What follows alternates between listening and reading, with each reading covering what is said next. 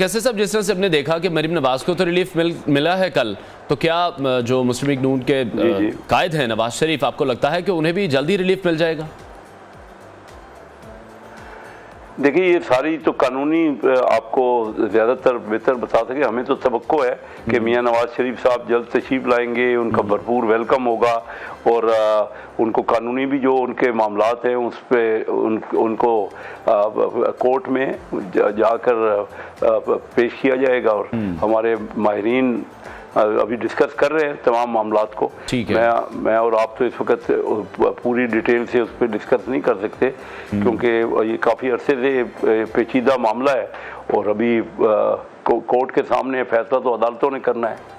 ठीक है, तो अगर नवाज शरीफ की नाअहली की मुद्दत की हम बात करें तो क्या जो कानूनी तौर पर आपको लगता है उनकी 5 साल की नाअहली की मुद्दत मुकम्मल हो चुकी है? फिर एक बहुत अहम इशू है जिस पर बड़ी तनकीद होती है उन पर कि नवाज शरीफ मेडिकल की बुनियाद पर लंदन गए थे, उनको जेल से निकाल कर लंदन रवाना किया गया था। दौरे हुकूमत अगर हम मुस्लिम लीग नून की बात करें तो पाकिस्तान पर काफ़ी साल हुकूमत की गई, लेकिन कोई एक ऐसा अस्पताल वो नहीं बनवा सके जहाँ पर खुद उनका इलाज हो सके। तो अब जब वो वापस आएंगे तो उनको फिर जेल भी जाना पड़ेगा? जी, वो बिल्कुल मेडिकल वजूहात से ही गए थे और वहाँ इलाज की गर्ज से, और वो इलाज बीच में तो कोविड क्योंकि रहा काफ़ी अर्सा, तो उसकी वजह से इंग्लैंड में भी नहीं हो सका इलाज मुमकिन वहाँ पे जो उनका कोई जो प्रोसीजर होना था।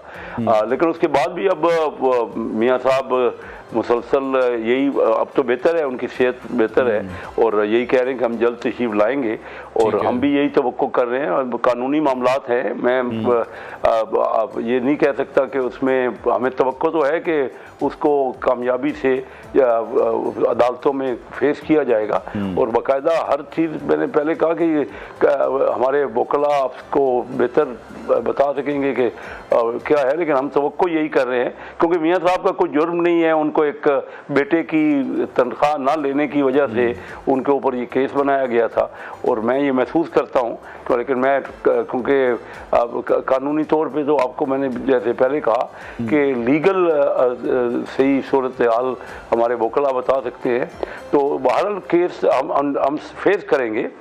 मुस्लिम लीग का यही ख्याल है कि मियाँ साहब तशरीफ लाएं क्योंकि इलेक्शन होने वाले हैं और इलेक्शन में उनका बयानिया बहुत अहम है और वो कानूनी कार्रवाइयाँ। ठीक है, कैसे साहब, बिल्कुल अच्छा, एक कंपैरिजन किया जा रहा है जिस तरह से अभी हम देख रहे हैं कि पाकिस्तान तहरीक इंसाफ के जो चेयरमैन हैं वो अब कैद काट रहे हैं, मुल्क में ही मौजूद हैं और यही उनके हवाले से भी इत्तलात हैं कि उनको भी कहा गया कि बाहर के मुल्क चले जाएं, लेकिन वो नहीं जाते। और यही तनकीद नवाज शरीफ पर होती है कि जैसे ही उनको मौका मिलता है तो वो फिर बाहर के मुल्क चले जाते हैं। तो ये एक बड़ा कंपैरिजन किया जा रहा है कि 200 से ज़्यादा FIR हैं पाकिस्तान तहरीक इंसाफ के चेयरमैन पर, वो पाकिस्तान में ही हैं, उन केसेस को फेस कर रहे हैं।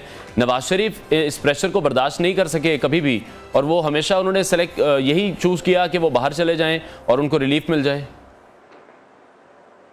नहीं, ऐसी बात नहीं है। मियाँ साहब की बेगम बीमार थी, वो अपनी बेगम बीमार को छोड़ के अपनी बेटी के साथ तशरीफ लाए। बड़ी दिलेरी से उन्होंने पता नहीं नंबर ऑफ टाइम्स अदालतों में फेस किया, ये बात नहीं। और ये भी आप जो कह रहे हैं कि इमरान खान साहब को ऑफ़र की गई कि ये मैंने तो कहीं नहीं देखी कि अदालत किसी ने ये कोई ऑफिशियल ये हो, तो स्पेकुलेशन है सारी। कहीं आप मुझे कंफर्म कर सकते हैं तो कंफर्म कीजिए, ऐसी बात नहीं है। जो भी का अदालत, देखिए मियाँ साहब गए तो अदालत के कहने पे गए ना, अदालतें ये सारा फैसला कर रही हैं। ये नहीं कि फलां लीडर फिर अब जितना मियाँ साहब ने ये जाके उनकी अदालतों में पेशियां भुगती हैं, अभी तो मेरे ख्याल में इमरान खान साहब ने उनका चौथा हिस्सा भी नहीं भुगती होंगी क्योंकि मियाँ साहब तो बहुत बार पेशियां भुगती। जब भी नैब की अदालत में उन्हें बुलाया जाता था वो तशरीफ लाते थे और इमरान खान साहब हमारे PTI के चेयरमैन जो है वो तो घबराते थे। उनको जब कहा गया तो कई हज़ारों लोग इकट्ठे कर लिए गए और कहा गया कि नहीं, और जब अदालतों में जाते थे तो कई लोगों के साथ जाते थे। तो ये कौन सी दिलेरी थी उनको? ठीक है, कैसे साहब, जिस तरह से हमने ये देखा कि शहबाज शरीफ हुकूमत जब आई, आपका दौरे हुकूमत आया, ये 16 महीने महीने का महंगाई का सैलाब आप एक लेकर आए, आप रिलीफ के दावे लेकर आए थे कि अवाम को रिलीफ दिया जाएगा, उसका बोझ भी नून लीग को उठाना पड़ सकता है। तो जानना तो यही चाहते हैं कि जब मुलाकातें होती हैं लंदन में या दुबई में मुलाकातें होती हैं तो क्या सिर्फ इसलिए होती हैं कि अगली हुकूमत किसकी होगी, वजीर आजम कौन होगा, नवाज शरीफ किस तरह से वापस आएंगे, रिलीफ कैसे मिलेगा, या कभी अवाम की बात भी करते हैं आप लोग कि महंगाई किस तरह से कम करेंगे, अवाम को किस तरह से रिलीफ देंगे। जो कुछ 16 माह में हुआ, जितनी महंगाई 16 माह में आप लोग करके गए हैं, आम इंतखाबात में आपको नहीं लगता कि इसका खुमियाजा आपको भुगतना पड़ेगा? जी, बड़ा अच्छा सवाल किया। असल सवाल यही है, हमारी मुस्लिम लीग तो हमेशा लोगों की भलाई और बेहतरी के लिए ही काम करती रही है। जब जब हमारी हुकूमत आई, आप देख लीजिए, उनमें आवाम को सहूलतें मिली हैं। लेकिन ये 3.5 पौने 4 साल का जो दौर था, जो चोर डाकू की गर्दान पे ही होता रहा, पूरी मैं असम्बलियाँ में बैठा तो चोर डाकू की गर्दान ही होती रही। कोई वहाँ पे ऐसे बेहतरी के लिए क्या बताइए, कोई एक मनसूबा, कोई एक डेवलपमेंट का काम हुआ ये 3.5 पौने 4 साल में?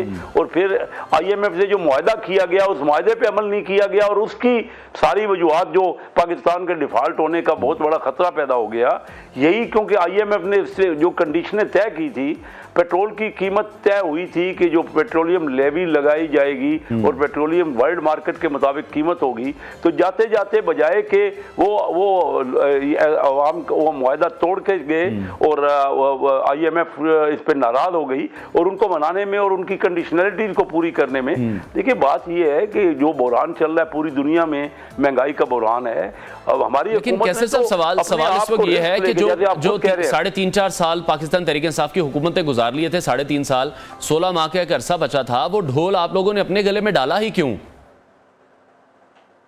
डाला कमाल करते हैं पॉलिटिशियन का, और काम क्या है कि अपने लिए क्या सियासत करते हैं, हम मुल्क के लिए सियासत करते हैं। जब हमने देखा कि मुल्क तबाही के दहाने पे पहुंच चुका है और ये जो जिस तरह मुआहदा कर रहे हैं उसको भी तोड़ रहे हैं, तो ये तो पाकिस्तान को डिफॉल्ट कर रहे हैं। आपको नहीं लग रहा कि मुल्क अभी भी तबाही के दहाने पर खड़ा है? 300 से डॉलर क्रॉस कर चुका है, 300 के करीब पेट्रोल की प्राइसेस पहुंच चुकी हैं, बिजली की जो कीमतें हैं वो हम आए रोज देखते हैं कि वो बढ़ते जा रहे हैं, लोग खुदकुशियां कर रहे हैं।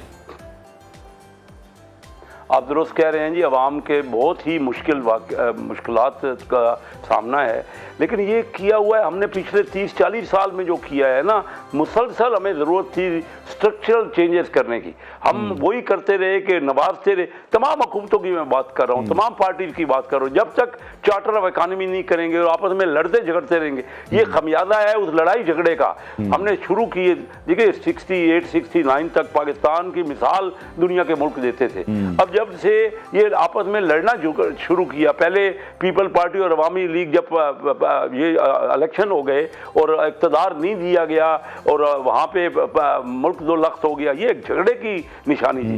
बाद में मार्शल लॉ लगा 77 में, तब भी पीपल पार्टी और कौमी इत्तेहाद आपस में इख्तलाफ रहा और पॉलिटिकल टर्माइल रहा। अब भी यही चोर डाकू रहा इस बार भी। तो हमें मिल के चार्टर, हम तो कहते रहे कि चार्टर ऑफ इकॉनमी करें। मैंने अपनी तकरीरों में कई बार कहा है कि हमारा मुल्क जो मईशत है वो वेंटिलेटर पे है। हम इलेक्शन की बात करते हैं, यही PTI कहती थी, अभी भी कहती है, जब हटे वो कह जल्दी इलेक्शन करा दो। इलेक्शन का वक्त नहीं था, पहले मुल्क को डिफॉल्ट से बचाना था।